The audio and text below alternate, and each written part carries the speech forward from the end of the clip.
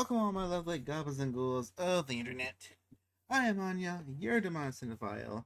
So the second film I saw yesterday was Ghostbusters Afterlife. Now this one is kind of for me to break down because this is a nostalgia film and I'm not the biggest Ghostbusters fan. I haven't seen any of the movies. Except for the first movie. I saw the first movie like a long time ago when I was little, and like one other time, like a couple weeks ago, when I tried to rewatch it and failed because it got bombarded with other responsibilities. But yeah, so Ghostbusters Afterlife, this was a very, I guess you could say, bloated movie. I don't think it's a bad film. It has its fun, silly moments, has its cute moments, but when it comes to, the important things, like, that weird thing called a plot, it kind of gets kind of all over the place. So, from what I can tell, we got the guys over here, which are the new Ghostbusters, which are kind of related to the guy with the glasses, Egon, one of the original actors who is no longer with us, and they are taking over the whole operations, and they are kind of doing a good job, but they are also screwing a whole bunch of stuff up. Lots of property damages, mass hysteria. We got this weird ice dragon the opening bit of the movie, which the opening bit is really, really cool. I really liked it. Guy from the first movie who didn't like the Ghostbusters, who is the mayor now, which I did not understand that part. How is he there? Why is he there? Besides nostalgia, please explain, writers. But this is where the whole kind of the series of plots kind of start in the film, because we get the granddaughter or the daughter character. She gets sidelined because she's still a kid. So, child endangerment laws, child work laws, she can't really be a Ghostbuster. So she's kind of put on the sidelines, and she's not very happy about that. And then you'll have Paul Rudd's character, who is kind of like the stepdad, I think. I don't think he's married to the mom. At least they didn't really say he was. Doesn't really matter, but he's the new father figure to the kids, and he doesn't really know how to step into that role. And you know what? That is cool. That is good. Those are basically our two main emotional plot lines for the movie. So that's what the movie's about, and we just need our villain, right? No. Okay, so we also got these guys. They come in, and we had this snowy death ball orb that's making everything go crazy and haywire. With Dan Aykroyd looking everything up, Ernie Hudson. Now he is supposedly okay. This is what I don't freaking understand. Okay, so we got the new Ghostbusters who are operating everything in the old Ghostbusters lair. I'm spoiling everything, so I'm sorry. I'm gonna spoil most everything. So you got these new guys operating everything in the old lair, but you got Ernie Hudson, who really should have been the main characters. He's in most of the movie to be a main character. He is operating like a whole like little unit in some other part of the city where like we're studying ghosts, we're looking at how ghosts tick. We have this whole big storage unit, and this is a cool, unique facility. It's like, why can't most of the movie take place here? Why are the new Ghostbusters just now learning about this? I understand. Aren't you all friends here? It doesn't seem like this is your first time meeting, unless there's something I'm missing from not watching the previous film. Things are just not really working here. Nothing's really connecting. And then you have, I'm sure I pronounce this guy's name. He is the one guy who was in the Eternals movie. He pops up in here. He introduces the Death Ball to Dan Aykroyd. Dan Aykroyd. I'm bad with names. I hope I said the name right. He brings in the Death Ball, and he is okay. He's alright. He's kind of silly. He's kind of funny. He's a good little comedic relief character.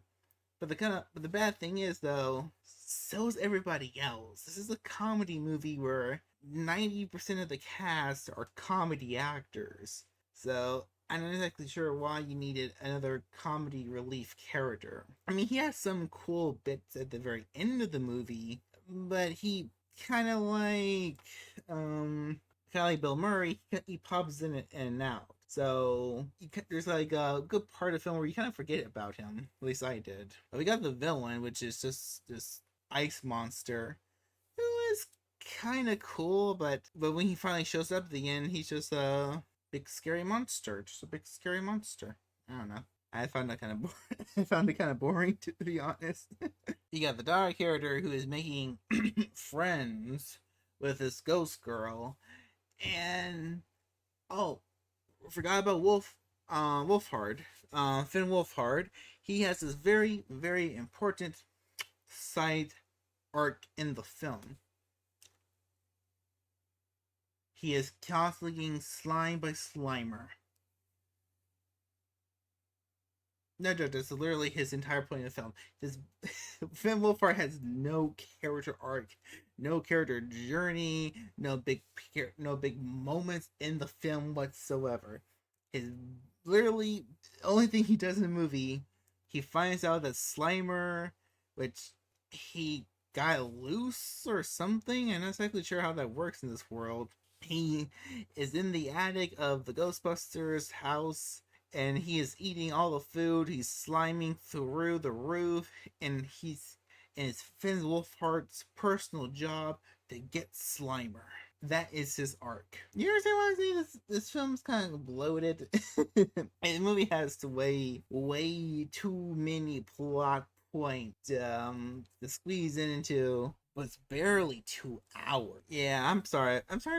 I'm being kind of harsh on this movie. We went to go see this on a last minute decision. I wasn't really sure I wanted to see this or not. And while the plot was kind of iffy, the performances by everyone, especially Paul Rudd, you can never hate Paul Rudd. He's Paul Rudd. He's amazing. Like, everyone does a great job.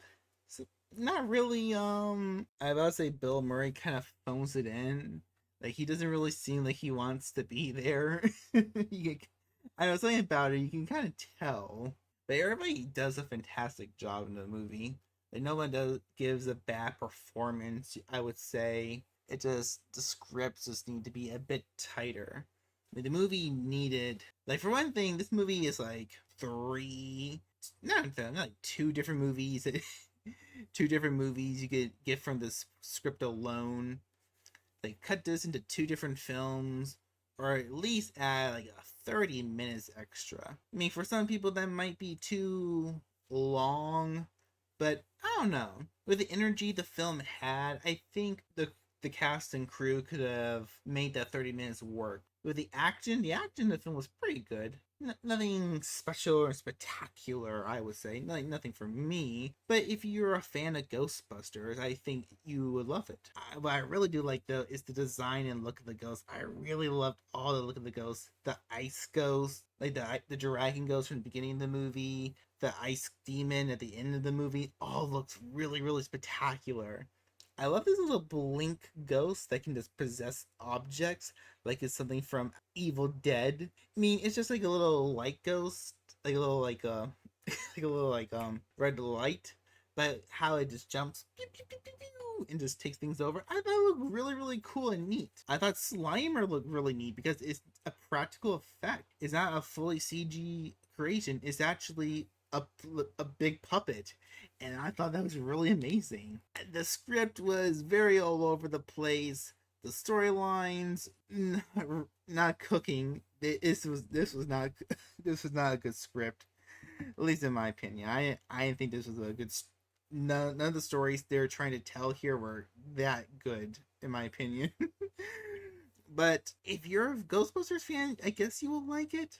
Like I said, I'm not the biggest Ghostbusters fan. I need to revamp and get introduced into the franchise. I need to know about these characters better because I feel like I'm just stepping into like a third, like a fifth season on a long running television show, and like there's all these different characters, and I'm just lost and confused. Like, okay, I think this is how this is supposed to go.